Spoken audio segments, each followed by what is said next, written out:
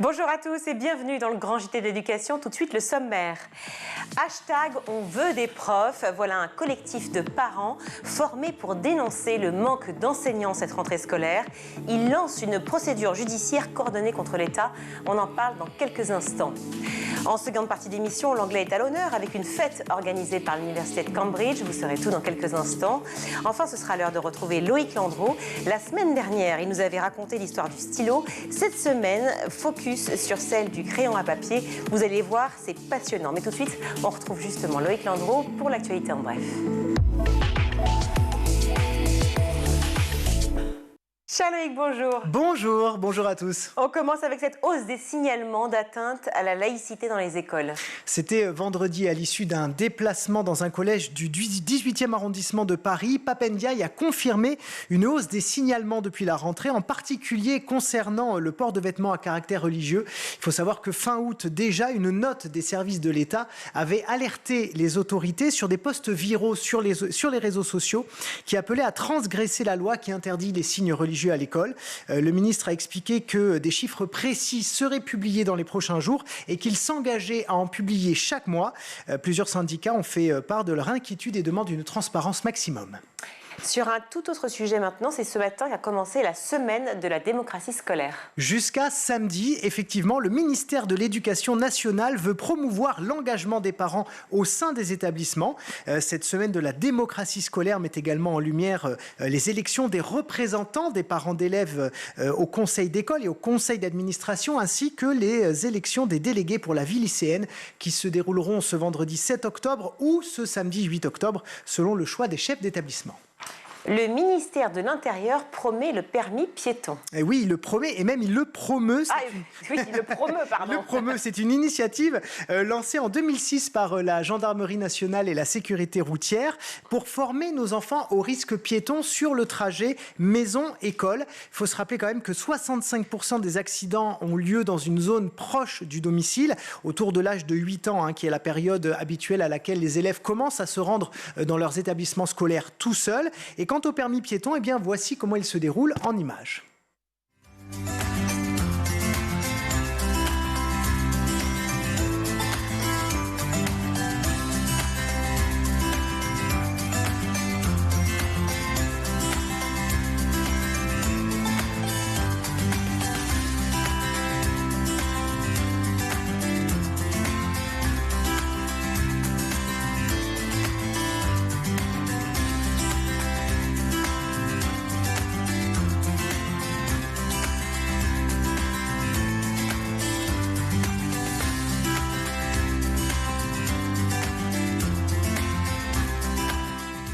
Alors après le col roulé et la parka militaire, on termine avec le maire d'une ville de Normandie qui va offrir des polaires aux élèves de son école. Oui, c'est une nouvelle conséquence très concrète de la hausse du prix de l'énergie. Le maire de Périers, dans la Manche, a décidé d'acheter et d'offrir des vestes polaires aux 350 élèves de l'école primaire de sa ville.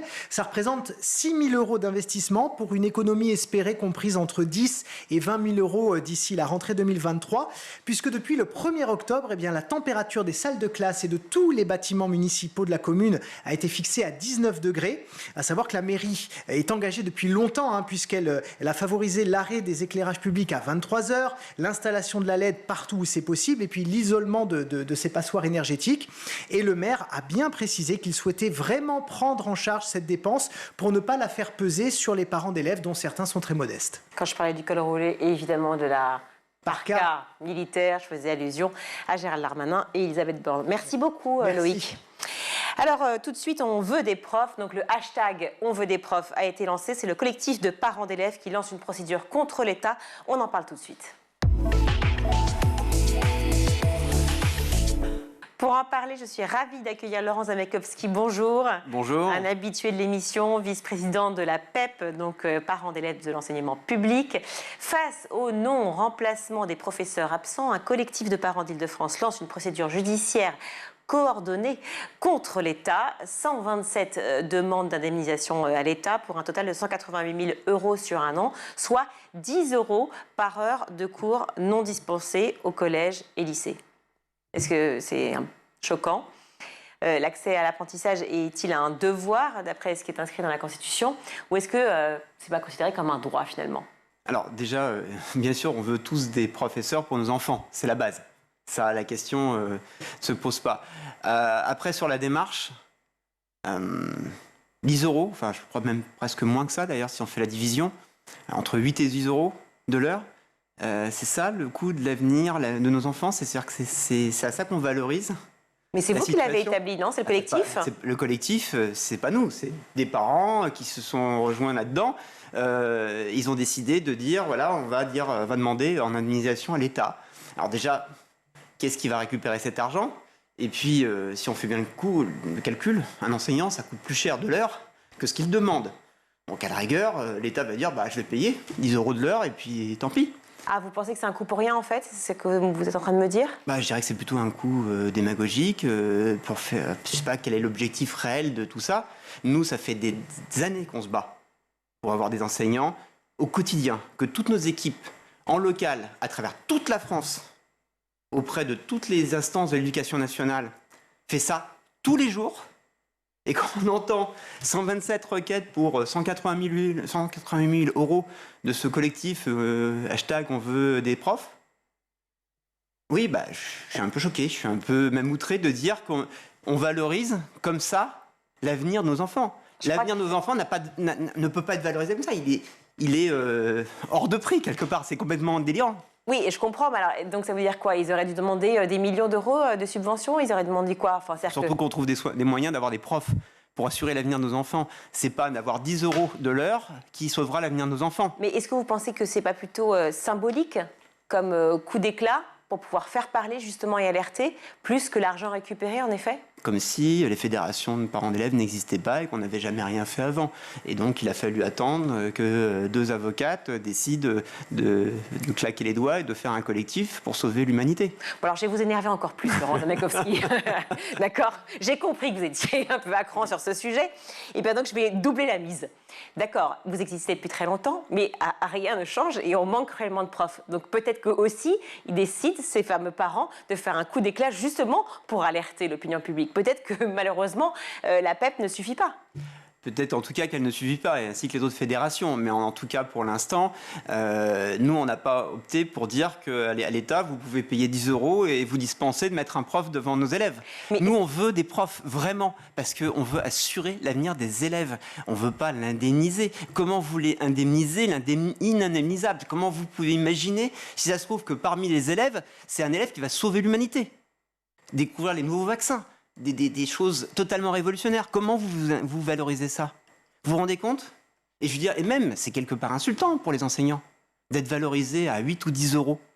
En admettant qu'il, effectivement, aille jusqu'au bout de cette procédure et que l'État indemnise, comme vous le dites, bon, très bien, mais est-ce que ça réglera le problème? Non. Donc, le problème sera toujours là. Et pour autant, ces parents auront toujours besoin d'avoir des profs devant les élèves. Pour autant, ils ont récupéré un peu d'argent.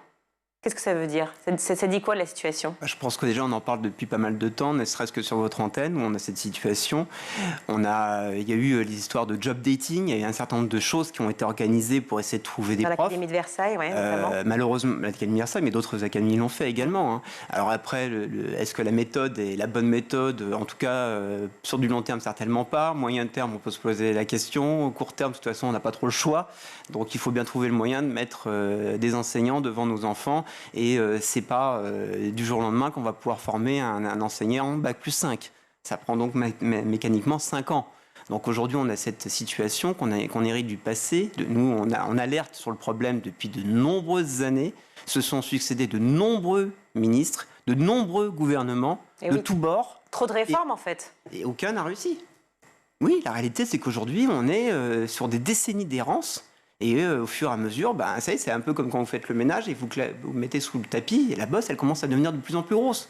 Et vous passez la bombe au suivant et ainsi de suite. Mais vous pouvez comprendre aussi les parents qui sont évidemment avec qui vous êtes en permanence au quotidien. Voilà. Je veux dire, ma fille, l'an dernier, n'a pas eu de prof, par exemple, de musique de toute l'année. Alors ça semble peut-être anecdotique, mais c'est néanmoins ça. Je veux dire, les questions en ce moment de profs de techno.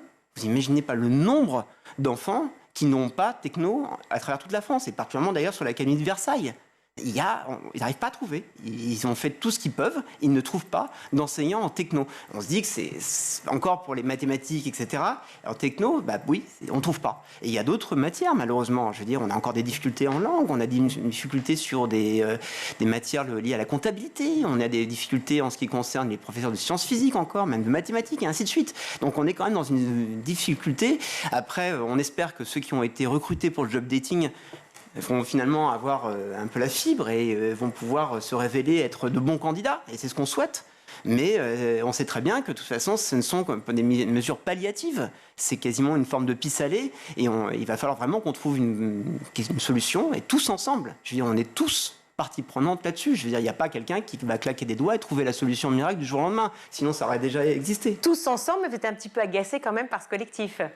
Et cette fameux hashtag, on veut des profs. C'est un peu facile, c'est un peu démagogue. Et quelque part, je trouve que ça joue finalement le jeu aussi du pouvoir public et des médias aussi. Quelque part, ça lance un truc aux médias. De l'autre côté, l'État, finalement, ils se disent, génial, pour 10 € je suis tranquille. Non, c'est pas acceptable. Non, mais ils savent très bien qu'ils sont pas tranquilles. Ils savent très bien que même s'ils indemnisent effectivement les 127 demandes en question, 127 c'est pas grand-chose sur le nombre d'étudiants en France. Je pense qu'ils sont beaucoup plus embêtés par les milliers de mails que chacun de nos responsables dans chacune des écoles, dans chacun des collèges, dans chacun des lycées envoient chaque jour depuis des années en permanence. Et c'est aussi parce que par cette insistance, en mettant aussi l'impression, c'est triste, parce qu'on sait très bien que les enseignants, ils ne les gardent pas cachés dans un coin. Il n'y a pas une espèce de coffre enseignant où on va faire sa richesse avec ça. C'est qu'ils ne les ont pas. Et malheureusement, on est chacun obligé, entre guillemets, de tirer un peu la corde à soi. Et c'est celui, quelque part, qui est le plus insistant, qui est le premier servi, malheureusement. Et c'est comme ça que ça marche, parce qu'il n'y a pas assez pour tout le monde. Donc on se trouve dans cette situation-là, on met une pression énorme. Et c'est notre rôle de parents d'élèves. Et c'est ce qu'on fait tous les jours. Pour ceux qui n'ont pas vraiment encore suivi totalement l'histoire ou qui nous regardent peut-être qu'un jour sur deux, puisqu'on en parle pratiquement tous les jours, on peut revenir sur les causes, en tout cas les grandes causes qui font qu'on est face à une pénurie de profs criante aujourd'hui et qu'il y a aussi ce fameux hashtag on veut des profs qui est sorti et la plainte a été déposée jeudi dernier, mais le collectif s'est formé déjà en mai, c'était par rapport à l'année dernière. Donc il y a le salaire, mais le salaire ça fait longtemps que les profs sont mal payés, on le sait. Oui, et puis le salaire a été un petit peu augmenté et ainsi de suite. Est-ce que c'est suffisant? J'en sais rien. Et de toute façon, je ne suis pas parent d'élève, je n'ai pas de compétences en matière de ressources humaines de l'éducation nationale. Et c'est même pas forcément toujours le salaire qui remonte en premier, plutôt aussi les conditions de travail. Et peut-être qu'il y a aussi une réflexion à avoir pour que l'ensemble des partenaires arrivent enfin à se mettre autour de la table et à réellement travailler dans l'intérêt non pas particulier des uns et des autres parce que chacun a plus ou moins des intérêts, mais l'intérêt collectif. Les partenaires dont vous parlez? Les syndicats d'enseignants, je crois, l'État, les parents d'élèves aussi, parce je pense qu'on devrait aussi pouvoir, vu qu'on représente les élèves, avoir notre mot à dire, sans forcément rentrer dans leur partie ressources humaines, mais aussi dans la co-construction, parce qu'on est membre à part entière de la communauté éducative. Et nous, notre intérêt, bien évidemment, c'est que ça se passe bien. Je veux dire, il faut que les enseignants puissent avoir envie de venir instruire nos enfants. Il faut que nos enfants aient envie aussi d'être instruits par les enseignants pour aller vers le succès, vers la réussite. C'est ce qu'on veut pour nos enfants, tout simplement. On veut le meilleur. J'ai repris les quelques plaintes qui font partie effectivement de ce collectif hashtag on veut des profs. Probablement que ça va vous rappeler celles qui remontent en permanence de votre côté à la PEP. Certains parents plaignants parlent de semaines de gruyère suisse, carrément, avec des enfants en décrochage scolaire, même en CE1.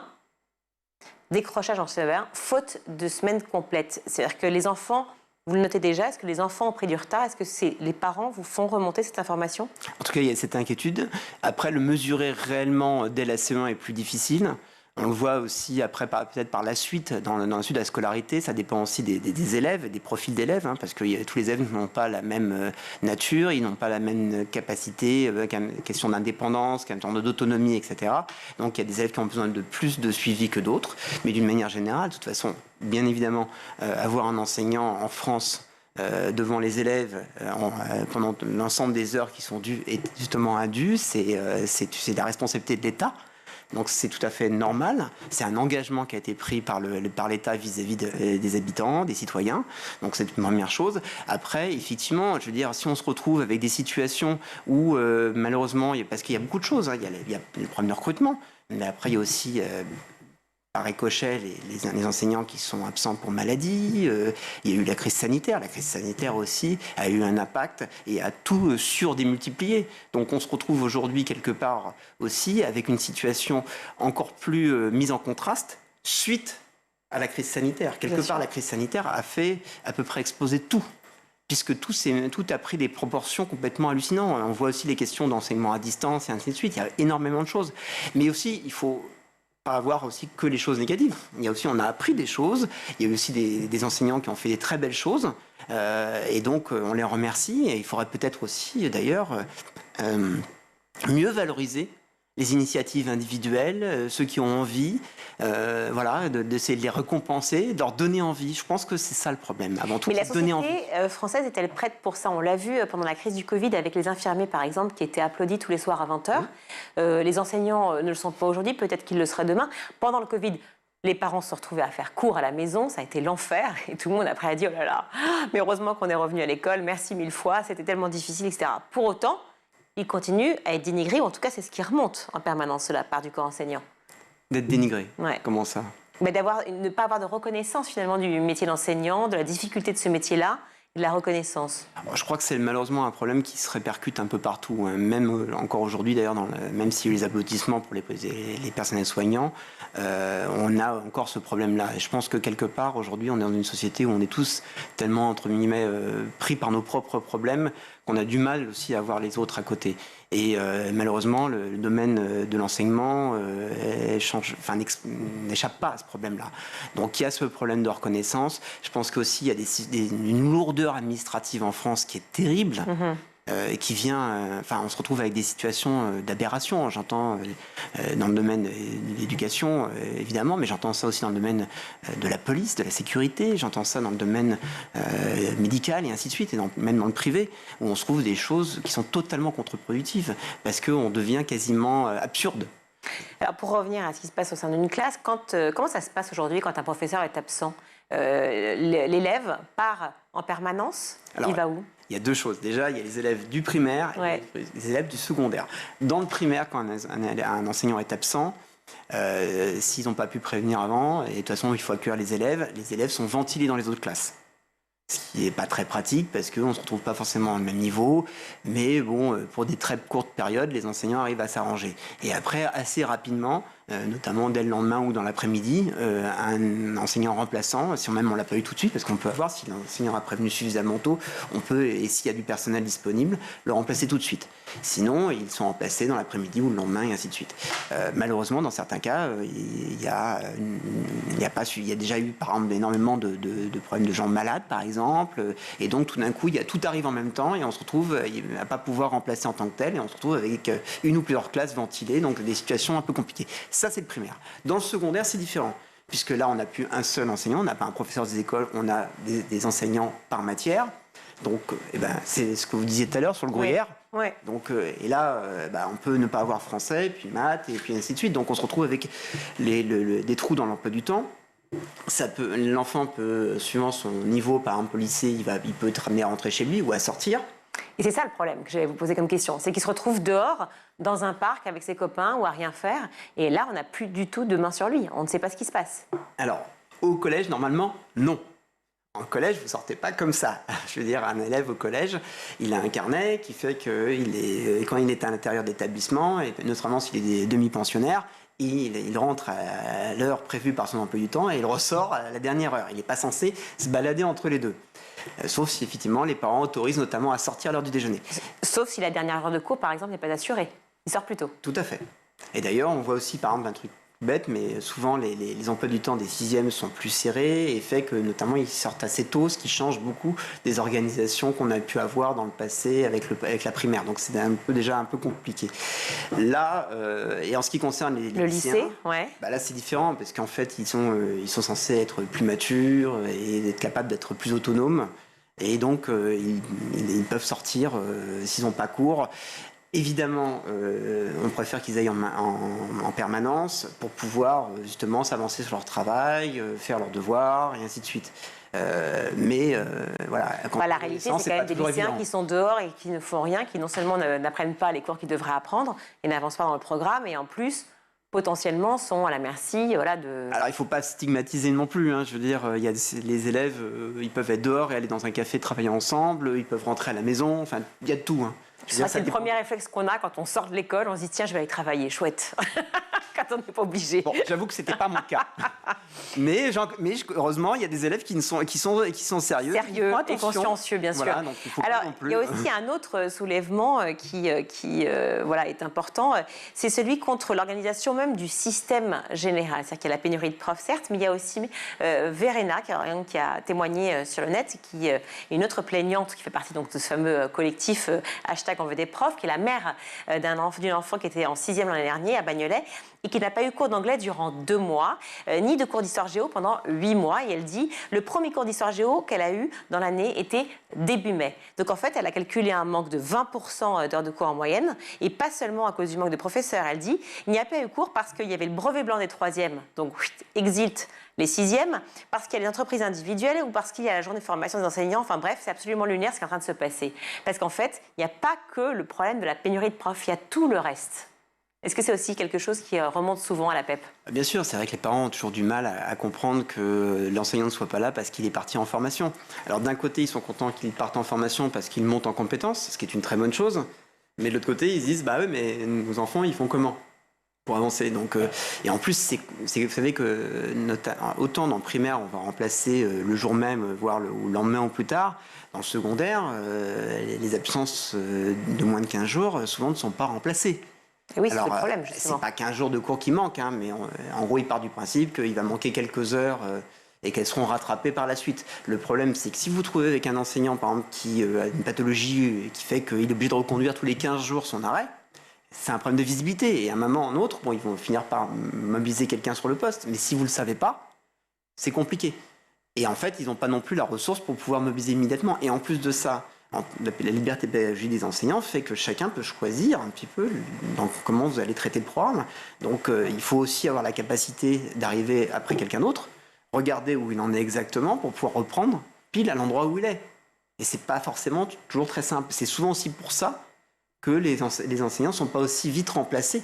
Parce qu'il faut se remettre dans le fil, et souvent, pour reprendre quelque chose, ça prend un peu de temps et de travail préparatoire pour l'enseignant. En l'occurrence, si je prends un élève de 6e là, et qu'effectivement il est dans un établissement qui permet de passer les brevets en fait, du collège, en fin d'année il n'a plus cours, donc il y a quelques semaines déjà en moins, plus effectivement la journée de formation des enseignants qui sont prévus, plus les entretiens individuels, plus je ne sais quelle autre absence, etc. Si on calcule et qu'il y a un vrai pourcentage, admettons 40% du temps ou 30% du temps, qui n'est pas acquis, sans parler de la pénurie de profs, est-ce que ce n'est pas déjà des choses qui sont déjà prises en compte avant même le démarrage de l'année? Et donc, du coup, le programme se fait non pas sur, je ne sais pas, 8 mois, mais sur 6. C'est tout à fait possible, bien sûr. Et c'est ce qu'on reproche aussi, parce qu'il y a un problème structurel. Après, un enseignant, il a ses heures de cours maximum. Il y a aussi le travail devant élève et le travail qui n'est pas devant élève, notamment les corrections, les préparations de cours, etc. Ce qu'on comprend tout à fait. Plus les périodes de stage. Je veux dire, généralement, on ne va pas vous envoyer, par exemple, pendant vos vacances en stage de formation, puisque c'est considéré comme du travail. Donc ça se fait, et eux, les mamans où ils travaillent, c'est quand ils sont devant élèves. Donc mécaniquement, donc il y a peut-être aussi une réflexion qui va un peu plus loin, et beaucoup de choses, peut-être des fondements à remettre en cause. Fondements aujourd'hui, où dans un pays comme la France, la conduite du changement est quelque chose de difficile. On a tous des acquis sociaux, ce qu'on comprend tout à fait, auxquels un certain nombre sont accrochés, ce qui est tout à fait compréhensible et logique, mais néanmoins devient peut-être des fois totalement contradictoire avec la situation et l'évolution de la société. Donc peut-être aujourd'hui il faudrait aussi trouver moyen, sans léser les uns et les autres, trouver un compromis pour faire en sorte que tout le monde puisse être dans la même dynamique. Mais vous en êtes encore au stade du peut-être, vous? Parce que j'ai l'impression que l'on n'est plus dans le peut-être du tout. Alors, quand on voit le hashtag on veut des profs, c'est sonnette d'alarme. Je siège au Conseil supérieur de l'éducation, là où sont représentées l'ensemble des instances dans l'éducation nationale. Ouais. et de manière assez large d'ailleurs. Et j'entends à chaque fois les déclarations liminaires, donc on voit que chacun a des demandes diverses et variées, et tout le monde a un peu de mal à se mettre d'accord. Voilà, et je pense qu'il va falloir vraiment que tout le monde y mette du sien pour trouver une solution. Je ne doute pas que les uns et les autres ont envie de trouver une solution, mais peut-être que chacun va peut-être devoir faire l'effort de sortir de sa posture originale, y compris les parents d'élèves, parce que comme les autres, on doit évoluer les uns et les autres, trouver le moyen de se comprendre. Merci Laurent Zamekowski, vice-président de l'APEP. On marque une courte pause et on se retrouve.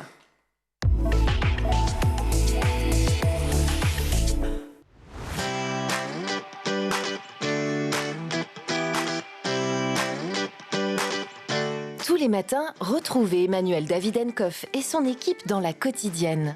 En compagnie d'un invité fil rouge, il vous propose des clés de compréhension et des pistes d'action en matière d'éducation. Vous venez de le dire, on parle d'intégration. Là, aujourd'hui, ce qu'il faudrait, c'est que l'inclusion se mette en place réellement. Parents, profs, élèves, élus, Patrice Boisfer vous donne la parole chaque jour dans le MAG pour aborder une thématique clé de l'éducation. L'idée, c'était de dire, vous pouvez le faire, c'est une volonté. Chaque jour, faites bouger le monde de l'éducation dans l'école du futur. Avec ses invités, Marjorie Paillon inspire vos enfants et les guide vers les métiers de demain. Le goût de l'effort qui est absolument nécessaire de développer chez un enfant, on peut le proposer avec un outil numérique. Tous les soirs dans le Grand JT, Virginie Guillaume débriefe de l'actualité du jour. Politiques et acteurs de l'éducation se questionnent sur l'avenir de nos enfants à l'école. Et j'espère qu'un jour, on y arrivera, le jour où on aura suffisamment un parcours de citoyenneté solide et qu'on aura donné aux jeunes de 16 ans la capacité de voter avec tous les outils dont ils ont besoin. Chaque semaine, Malika Ménard reçoit une personnalité qui se confie sur ses souvenirs d'écolier et sa vision de l'école d'aujourd'hui et de demain. Je vois du vert, je sais pas pourquoi. Non mais des plantes. En fait, je pense que j'aimerais qu'il y ait beaucoup plus de choses en pratique. Oui. Ça, c'est mon école rêvée. Et la réalité? En réalité, ça va être des ordinateurs, des tablettes, du numérique. School TV, imaginons ensemble l'école de demain.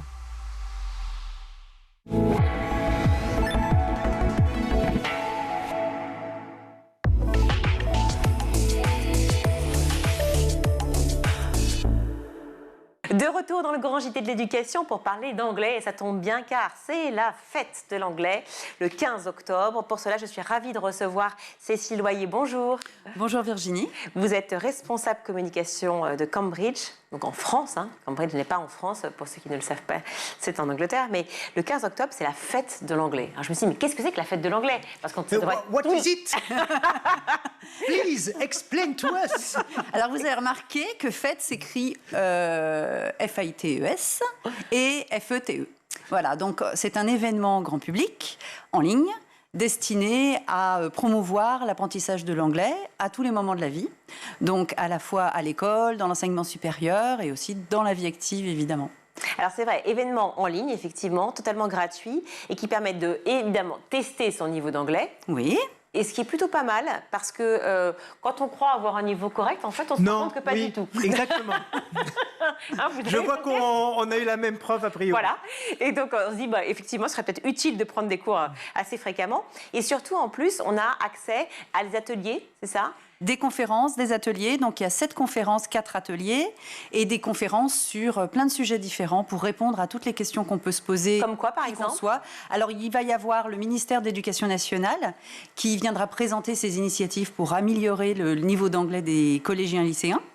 Il y aura également une conférence sur la certification à l'université, une autre sur utiliser son CPF pour améliorer son niveau d'anglais et déjouer les arnaques.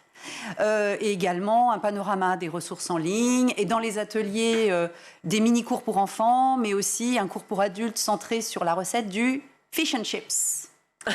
Le fameux fish and chips. Le fameux. Alors, sur le site internet, il est écrit pour promouvoir l'enseignement de l'anglais en France. Je me suis dit, il faut encore rappeler l'importance de savoir parler anglais aujourd'hui ? Non. Non, bien sûr, tout le monde en est très conscient, mais ce dont on ressentait le besoin, c'était de fédérer le même jour, dans une grande conférence, tous les acteurs de l'enseignement de l'anglais. Donc, pour répondre, eh bien, effectivement, à toutes les interrogations, qu'on soit adulte, enfant, prof, qui qu'on soit, est intéressé par l'apprentissage de l'anglais. Alors, quand on dit Cambridge tout de suite, vous avez fait quelles études, cher ami?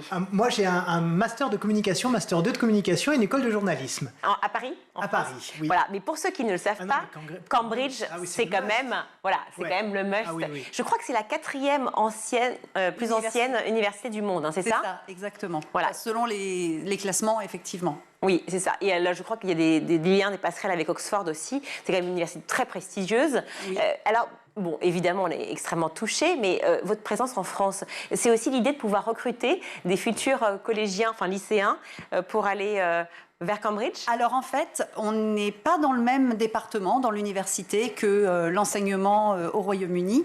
Nous, on appartient au département examen et concours. Il faut savoir qu'en Angleterre, le baccalauréat, par exemple, est organisé par ce qu'on appelle des exam boards, et qui sont des organisations privées ou parapubliques. Donc, par exemple, Cambridge organise le baccalauréat en Angleterre. Et donc, on est spécialiste d'organisation d'examen. Et là, en l'occurrence, on parle de certification d'anglais.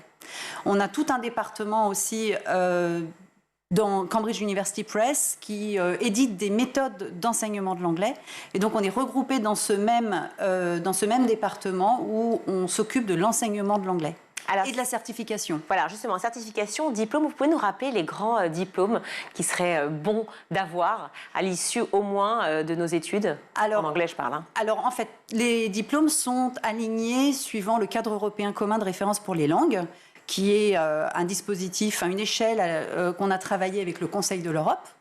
Et donc, en fait, on a des diplômes Cambridge à tous les niveaux du cadre européen. À la sortie du bac, on doit être niveau B2. Donc, il faut passer une certification B2 pour pouvoir rentrer dans une université, des filières sélectives dans des grandes écoles. Pour pouvoir aller étudier à l'étranger, il faut être du niveau C1. Voilà. Donc, en fait, Cambridge est un grand certificateur dans le monde. De par sa présence dans le Commonwealth aussi.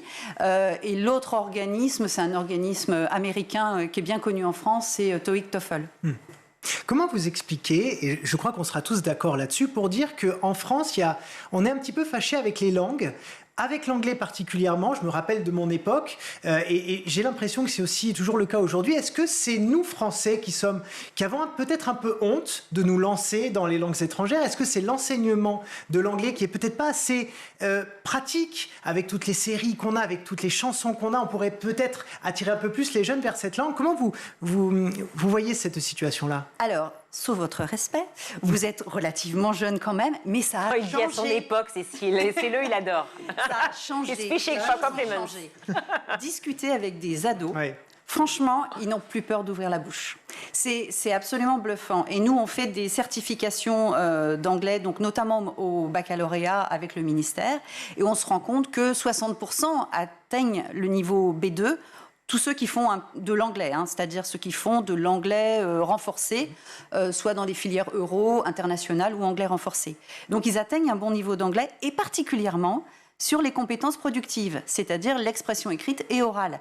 Ils ne sont pas si mauvais que ça, nos lycéens. C'est bien, alors ça change. Tant Ils ne mieux. sont pas si mauvais que ça. En fait, effectivement, eux-mêmes, tout seuls, en dehors de l'école, sont baignés dans ce monde linguistique, on va dire, regardent des séries en VO en avance par rapport à la télé, jouent à des jeux vidéo en ligne où il faut de l'anglais, donc ils ne sont pas si mauvais que ça. Je pense qu'on se fait une fausse idée, on pense à la façon dont nous on a appris, mais c'est plus comme ça. Et tant mieux. Ouais. Alors justement, l'enseignement de l'anglais démarre en France dès le CE1. Est-ce que c'est une bonne chose pour vous? Est-ce que c'est déjà trop tard? Est-ce qu'on devrait commencer? C'est le CP. C'est le CP. C'est même le CP. CP, pardon. Et même l'école maternelle. À l'école maternelle, on doit faire 1 heure d'anglais par semaine de familiarisation avec l'anglais pour se rendre compte qu'il n'y a pas que le français comme langue dans le monde. En fait, ça n'est pas trop tard, mais c'est pas très bien fait. Donc en fait, c'est ça le souci. Le souci aujourd'hui, c'est vraiment le premier degré. L'éducation nationale, c'est ça qu'elle doit régler.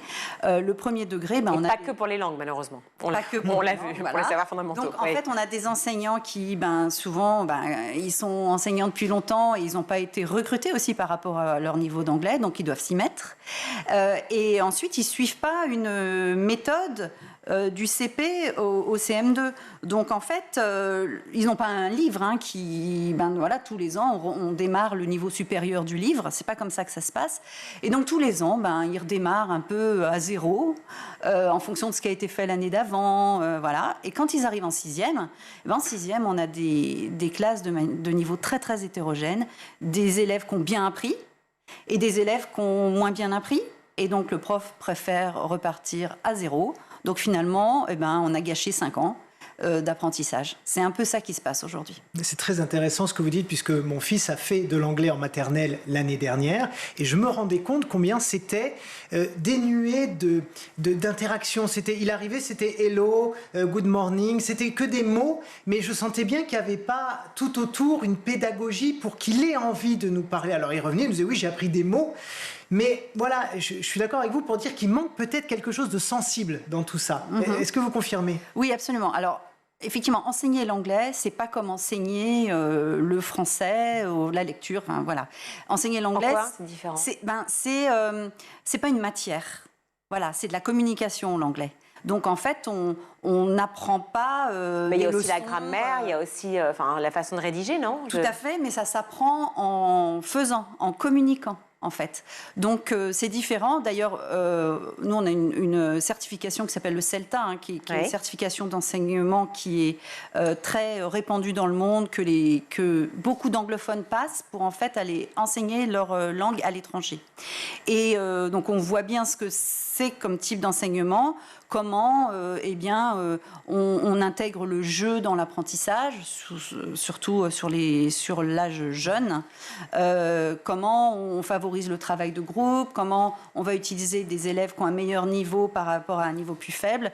C'est une pédagogie bien particulière et notre souhait, effectivement, c'est de travailler avec le ministère pour maintenant intégrer ça dans les parcours de formation des professeurs des écoles. Et justement, ce 15 octobre, fête de l'anglais, on pourra retrouver au sein de votre site, enfin je ne sais pas comment ça s'appelle, voilà, le site de Cambridge, justement, des volets, ces conférences qui sont destinées principalement aux enseignants et aux formateurs. Absolument. Alors, il y a une conférence d'une autrice de méthode Cambridge bien connue qui s'appelle Penny Eure, et elle va faire une conférence justement sur comment gérer des classes de niveau hétérogène au collège.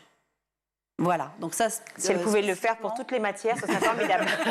Parce que franchement, c'est le gros problème général. Avec donc effectivement quelles astuces pédagogiques pour remédier à ce problème. Merci beaucoup d'avoir été avec nous, Cécile Loyer. C'était un plaisir. Nous parler de la fête de l'anglais qui a lieu le 15 octobre. Enfin, il faut le savoir que en fait, c'est tous les jours, la fête de l'anglais, tous les jours. On a un beau mot en anglais. Indeed. Bravo. Pas mal. Non, ça marche, indeed. C'était pile poil dedans. So, see you on the 15th of October. With my great pleasure. Merci mille fois, Cécile Loyer. Je rappelle que vous êtes donc responsable communication de Cambridge. Merci d'avoir été avec nous. C'est à vous, cher Loïc. In English or in French? In French, please.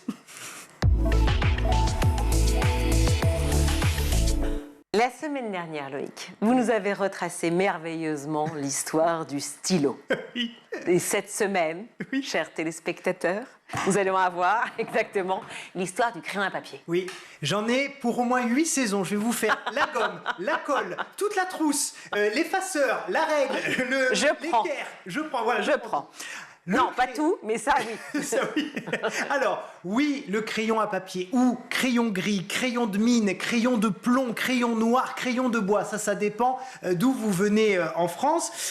Effectivement, ça vient tout simplement de l'utilisation de différentes roches quand on s'est rendu compte, depuis l'Antiquité, qu'on pouvait les utiliser pour dessiner ou écrire.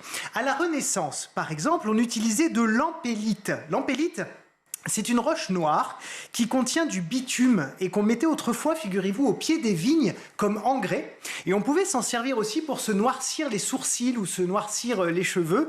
Et c'était un outil très très utilisé pour le dessin. On l'appelait le crayon des charpentiers, tout simplement parce qu'ils s'en servaient pour faire leurs plans. Donc les crayons sont faits d'empélite. Alors non, justement, pas d'empélite parce qu'elle était trop chère et pas forcément pratique à utiliser. Donc c'était vraiment la plume et l'encre qui ont servi à l'écriture pendant des siècles. Jusqu'à l'année 1564, à Borrowdale, pas bordel, mais Borrowdale, au nord-est de l'Angleterre, on découvre une immense mine de graphite. Qu'est-ce que c'est que le graphite? Eh bien, c'est une des formes naturelles et physiques du carbone. Voilà, et très vite, en fait, on se rend compte qu'il a beaucoup d'avantages. Il tient notamment mieux et plus longtemps sur le papier. Du coup, on le taille sous forme de bâtonnet qu'on glisse comme ça dans des petits supports en bois. Pourquoi ? Parce qu'en fait, le graphite est très friable. Donc en le mettant dans 2 plaques de bois, forcément, on le rendait un petit peu plus dur et on le tenait plus fermement. Alors, ça va se diffuser dans toute l'Europe ou pas? Alors, pas encore, parce qu'il fallait du graphite pur. Et c'est très cher, et c'est très compliqué. Donc, il faut attendre la fin du XVIIIe siècle pour voir arriver le crayon moderne. Et là, c'est très drôle, parce qu'en fait, il a été inventé par 2 personnes qui n'ont rien en commun, qui n'habitent pas dans les mêmes pays, qui ne se connaissaient même pas, mais ils ont eu la même idée. Voilà. Au même moment. Alors quasiment à 3 ans d'écart. Donc peut-être qu'il y en a un qui a copié sur l'autre, mais je vous explique. D'un côté, 1792, on a Joseph Hardtmuth, qui est un architecte, inventeur et industriel autrichien, qui fonde une fabrique de crayons à Vienne, après avoir mis au point un mélange de graphite et d'argile pour construire les mines. Et de l'autre, donc 3 ans plus tard, 1795, on a un peintre, physicien et chimiste français qui s'appelle Nicolas-Jacques Conté, à qui on confie la création d'une mine de crayons qui ne nécessite pas de matières premières étrangères. Mais pourquoi, quel rapport avec l'étranger, enfin les matières étrangères? Ben ça c'est l'histoire de France. Parce qu'en fait, à l'époque, la France s'est engagée dans une guerre contre une coalition de pays européens, dont l'Angleterre. Et ce que je vous ai dit tout à l'heure, c'est que le graphite venait de... L'Angleterre. L'Angleterre, bravo, magnifique. Et donc forcément, l'Angleterre fait un blocus de toutes ces matières premières vers la France. Donc il n'y a plus de graphite en France et le gouvernement demande à Nicolas-Jacques Conté de travailler sur une mine bleu, blanc, rouge, made in France. Et c'est là en fait où on ne sait pas trop. On ne sait pas trop s'il a repris l'idée de notre Autrichien Joseph Hardtmuth ou s'il a eu l'illumination, mais en tout cas lui aussi, il réduit en poudre le graphite, il met de l'argile avec, il cuit le tout à très haute température, et donc ça fait une mine qu'il enferme dans du bois de cèdre. Et ça se développe à vitesse grand V. Alors là oui, là il y a des manufactures partout, en France et en Europe. Au 19e siècle, le crayon est largement utilisé dans les salles de classe, au même titre que la craie, si bien qu'au début du 20e, il y a une pénurie de cèdre, puisque c'est le bois qui entoure le crayon. Et donc, voilà, petit à petit, on a aussi l'industrie qui s'améliore. On met des petits pigments de couleur. Et devinez quoi? Qu'est-ce qu'on se rend compte? Quand on met de la couleur dans du crayon, ça fait des crayons de... couleur. De couleur, magnifique, c'est ça. Donc voilà, l'industrie permet de faire aussi des crayons de couleur. Et c'est comme ça qu'il est arrivé jusqu'ici. Petite question subsidiaire, vous répondez chez vous, vous répondez ici. Est-ce que vous savez combien de crayons gris se vendent chaque année in the world, dans le monde, worldwide? Chaque année dans le monde, je sais pas, peut-être plusieurs milliards, je sais pas combien on est. Plusieurs milliards, c'est ça. En fait, 15 milliards de crayons gris se vendent chaque année dans le monde, soit l'équivalent de 300 000 arbres et 475 crayons par seconde. Alors pour les arbres, je vous vois venir, ouais, mais tout ça, l'écologie, nani nana. Non, parce qu'en fait, maintenant, il y a des fermes sylvicoles. La sylviculture, c'est l'art d'élever des arbres pour les couper. On fait ça aussi avec le mobilier. Ouais. Et donc, il y a des arbres qui sont spécialement élevés pour terminer en crayon gris, en crayon à papier. Donc, du coup, ça permet de ne pas déforester à tout va et d'avoir des arbres qui nous permettent d'écrire tous les jours. Merci, Louis. Vous aviez dit que ça allait être passionnant, c'était passionnant. Bah oui, c'est vrai, c'est le cas. Et donc, du coup, donc, on a eu le stylo, le crayon à papier. Et la semaine prochaine, c'est quoi? Eh ben, la gomme. Forcément. Eh ben oui. Non, mais attendez, il y a une gradation dans ce que je vous propose. La gomme. Voilà. J'aime beaucoup, et peut-être même après l'effaceur et la colle aussi. Non, mais c'est parce que c'est très important. Et j'aurai le droit à la petite vanne de fin ou pas aussi? Allez, la semaine prochaine, je vous fais une vanne de fin. Merci, Loïc. Allez, tout de suite, c'est le meilleur de School TV avec le Zap. On va plonger ensemble dans la plateforme, notamment avec un personnage. Il s'appelle Toshi, c'est votre robot prof de maths. Il est animé par de l'intelligence artificielle.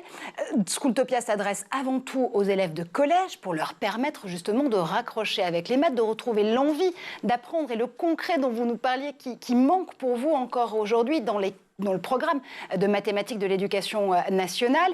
Pourquoi s'être dit qu'avec un robot, en quoi ce personnage mi-fictif, mi-réel, ça nous permettait de mieux suivre, de mieux comprendre, de mieux entrer dans le programme de maths. Oui, effectivement, c'est le cas. Et surtout, Toshi, en fait, ne juge pas. C'est super important parce que, en général, un professeur humain a tendance... on va s'identifier, on va avoir peur de son jugement, mais Toshi, il est neutre. C'est-à-dire que si on fait une erreur, il ne va pas juger sur le fait que on s'est trompé. Et donc, il va plutôt aider, il va être dans l'encouragement, il va être là. Puis surtout, quand en plus, Toshi, c'est le personnage principal de l'histoire de Schooltopia. Et donc, en fait, ça va permettre d'engager l'utilisateur dans son apprentissage parce qu'on va vouloir aider le personnage à avancer. Il va avoir des problèmes qui vont se poser auprès des personnages, et en faisant les exercices, on va réussir à démêler la situation. Et c'est pour ça qu'en fait, on a fait sous forme de BD. Donc au départ, quand on commence sous forme d'épisode, si j'explique grosso modo le concept, Schooltopia, c'est une école en ligne ludique en mathématiques qui donne des cours de la 6e à la 3e. Donc on va avoir ça sous forme de série télé. Chaque niveau aura entre 15 et 17 épisodes. Et dans ces épisodes-là, on va retrouver donc le personnage Toshi qui va avoir donc son périple qu'on va suivre. Et ça va être sous forme de BD avec des cours, des exercices. Et ça va engager l'utilisateur dans son apprentissage parce qu'en fait, il va avoir envie d'aider le personnage. Et donc, en faisant cette histoire-là, on va vouloir savoir la suite, et tant qu'il n'a pas fait les exercices, il ne peut pas savoir la fin s'il a vraiment aidé le personnage. Et c'est très gratifiant. En fait, on va vraiment apporter quelque chose. Puis les contextes sont très concrets. Par exemple, pour les fractions, on a tendance à utiliser la cuisine, les gâteaux. Pour les nombres, on va utiliser des contextes, par exemple, de piratage. On va essayer de sortir d'une porte blindée. On va être coincé quelque part. Il va falloir pouvoir avancer. Donc, il y a un petit peu de la notion d'escape game aussi. Le livre, en tant que tel, il est plutôt pour les enseignants. Mais comme on a tous été en classe et que parfois nos enfants y sont encore, vous allez voir, on apprend plein de choses en général. La première, et là je vais paraphraser Simone de Beauvoir, c'est qu'on ne naît pas classe, on le devient. En fait, vous, professeur, au premier jour de la rentrée, c'est il n'y a pas longtemps d'ailleurs, vous avez une juxtaposition d'individus, vous n'avez pas encore une classe. Oui, alors c'est le principe même de ce qu'on appelle la scolarisation. La scolarisation, c'est le fait d'apprendre avec les autres. Et donc l'idée de cet ouvrage, c'est aussi d'aller un peu plus loin, peut-être d'apprendre par les autres, et puis aussi peut-être porter une ambition plus large, porter pour les autres. Alors quand on arrive à la rentrée, là c'était le cas il y a une semaine, on découvre justement sa classe. Et là, il y a deux manières de voir. Soit on voit la classe, c'est un ensemble d'individus qu'on pourrait appeler les autres, qui ont leur singularité, leurs différences. Et donc soit on essaye de faire avec, mais c'est tout de suite compliqué parce que chacun a ses particularités, et du coup c'est ce qu'on appelle l'hétérogénéité. L'enseignant, il doit faire face aux singularités de chacun, et du coup il se transforme assez vite en garçon de café. Ou au contraire, on pourrait aussi penser que faire la classe, les élèves sont là ensemble, et donc nécessairement, spontanément, ils vont travailler ensemble, ce qui n'est pas forcément... Ça marche pas non plus. Ouais. Donc on a le choix entre un truc très vertical, très autoritaire, ou ce que vous venez de l'image du garçon de café, et vous, ce que vous allez chercher finalement, c'est... Alors c'est pas un entre-deux, c'est plus une troisième voie d'ailleurs. Oui, voilà, c'est en gros de ne pas verser d'un côté ou de l'autre. C'est comme un précipice, si vous voulez. D'un côté, il y aurait un collectif idéalisé où tout le monde spontanément travaille ensemble, et puis de l'autre, des individus auxquels il faudrait porter attention singulière. Or, ce n'est pas possible dans des classes à 35, par exemple. Bien sûr. Donc, la ligne de crête, c'est d'essayer d'osciller en réalité entre le collectif et l'individu. Par exemple, de faire une activité ensemble, mais de revenir sur ce que chaque élève a éprouvé, a pensé ou a ressenti à ce moment-là, et donc d'accorder, de jongler, d'osciller, voilà, entre la singularité de chacun et le commun qu'on construit collectivement. Est-ce que l'enseignement, l'éducation au droit est suffisante aujourd'hui à l'école? Alors, effectivement, il y a l'intervention du droit, en tout cas 2 fois dans les programmes d'enseignement moral et civique, puisqu'on va le voir aussi bien en 4e sur le thème de la justice qu'en seconde. Maintenant, non, c'est jamais suffisant. C'est jamais suffisant, et je pense qu'on a aussi, nous, des lacunes dans notre formation.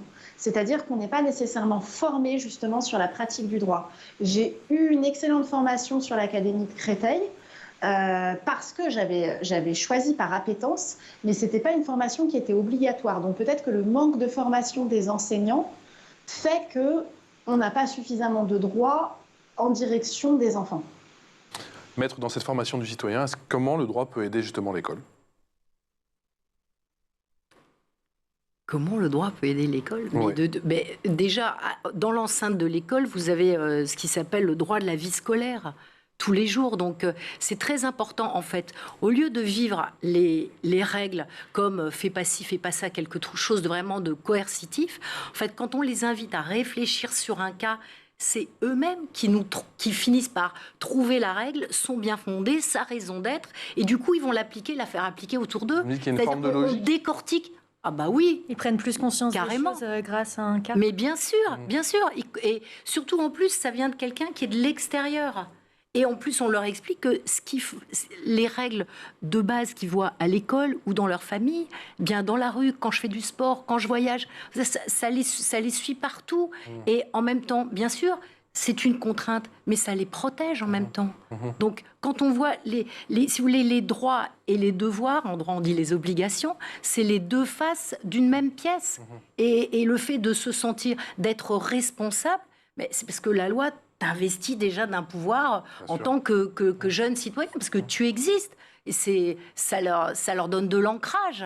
Au contraire, ils comprennent quelle est leur place, la place des parents. Ah, ben ils nous demandent à quelle heure on rentre, avec qui on a traîné, pourquoi. Bah oui, il y a un devoir de surveillance, c'est dans le code civil. Ah, ben c'est pas ma mère qui est enquiquinante, elles sont toutes comme ça. Non, mais je veux dire, ça leur met, si vous voulez, une espèce de hiérarchie, ça leur plante le décor et comprennent mieux le jeu social. D'accord. L'idée, c'est de le faire grâce à des maraudes numériques. Alors, on regardait ce terme de très près avec Guillaume. On se disait que c'était une formule formidable pour expliquer la façon dont on va pouvoir aller sur les réseaux sociaux, sur les plateformes aussi de jeux vidéo, dans l'e-sport, pour essayer de repérer en effet ces jeunes invisibles. C'est ça, parce qu'aujourd'hui, les jeunes sont connectés. Déjà, il faut... on va casser un premier cliché, c'est qu'ils ne sont pas isolés. Ce ne sont pas forcément des jeunes qui sont dans leur chambre, qui ne sortent jamais et qui ne communiquent plus avec l'extérieur. Ça, ce serait faux de le croire. C'est des gens qui ont des liens sociaux, qui croisent du monde. Maintenant, où est-ce qu'ils les croisent? Ça, c'est une autre question. Donc, s'ils ne fréquentent plus nos institutions publiques, ils fréquentent d'autres lieux de rencontre comme les réseaux sociaux, les réseaux en ligne et notamment les jeux vidéo et les lieux de pratique e-sport qui sont d'autant de nouveaux lieux où on rencontre ces populations. Si vous êtes parents, vous l'avez tous vécu, c'est lundi matin et votre enfant, pas de chance. Il a de la fièvre, il est malade, vous décidez qu'il n'ira pas à l'école, sauf que vous, normalement, vous travaillez, alors que faire? Eh bien, sachez que le Code du travail prévoit des droits. Dans ce cas-là, je me suis aidée de la juriste Marine Sonnera des éditions Tissot, qui a écrit un article sur la question. Donc, si votre enfant est malade, vous pouvez vous absenter, quelle que soit votre ancienneté, à condition que vous assumiez la charge de votre enfant. Alors, attention, il s'agit d'un congé non rémunéré et possible uniquement si vous avez un certificat médical à justifier pour votre enfant. Ouais, c'est un peu hard, c'est forcément non rémunéré. Alors, en réalité, ça dépend de votre convention collective. Certaines peuvent être un peu plus souples et prévoir que ces journées d'absence soient quand même rémunérées. En tout cas, c'est un droit. Je ne viens pas parce que mon enfant est malade pendant combien de jours? Alors, 3 jours par an maximum. C'est pas obligé que ce soit cumulé. Ça peut être en fractionné. Et ça peut aller jusqu'à 5 jours si votre enfant a moins d'1 an ou si vous avez au moins 3 enfants à charge de moins de 16 ans. C'est 3 jours par enfant ou c'est 3 jours au total? Ben voilà, c'est là. Il faut bien réfléchir parce que c'est 3 ou 5 jours en tout pour tous les enfants d'une même famille. Ah ouais. Ce qui est, voilà, il faut bien... Donc j'ai 6 enfants, j'ai une demi-journée par grippe, quoi. C'est un petit peu ça, Super. voilà. Et alors là aussi, sachez que ça dépend de votre convention collective. Votre employeur peut aussi être un peu plus souple et vous autoriser à vous absenter un peu plus longtemps. Et c'est toujours la même chose, même si la maladie est plus grave? Ah oui, alors depuis tout à l'heure, je vous parle de maladies dites bénignes. C'est un rhume, une grippe, où je me casse le poignet. Mais en cas d'accident grave ou de maladie grave, cette fois-ci, en tant que salarié, vous pouvez bénéficier d'un congé de présence parentale ou vous absenter même plusieurs mois. Oui, parce que dans ce genre de situation, on peut avoir besoin de rester et de s'impliquer énormément auprès de son enfant. Obtenir un temps de travail aménagé pour cela, c'est possible? C'est tout à fait possible et c'est un droit que l'employeur ne peut pas vous refuser. Ça s'appelle un congé parental d'éducation, mais là aussi, il y a certaines conditions. C'est un droit jusqu'aux 3 ans de votre enfant. Il faut que vous, en tant que salarié, vous ayez minimum 1 an d'ancienneté. Et puis ensuite, vous pouvez choisir. Ce congé peut être pris à temps plein ou à temps partiel. Mais si vous le prenez à temps partiel, votre employeur a le droit de décider pour vous les jours où vous travaillez. Par exemple, si vous avez envie de prendre votre mercredi et que l'employeur n'est pas d'accord, il n'est pas obligé de vous donner ce mercredi. On reste sur les petits, ça ne concerne pas trop l'école, hein, parce qu'on est sur jusqu'aux 3 ans. Mais après, c'est toujours possible? Alors, c'est possible, mais dans ce cas, c'est plus un droit que vous avez. Et c'est une demande que vous faites à votre employeur et à lui d'accepter ou pas. Voilà. En tout cas, est-ce que vous avez le sentiment que ces journées du droit, effectivement ces semaines que vous organisez également, qui sont consacrées au droit, qui sont consacrées à la justice, aux tribunaux et à toute cette vie concernant bien évidemment la justice, a quelque part suscité des vocations?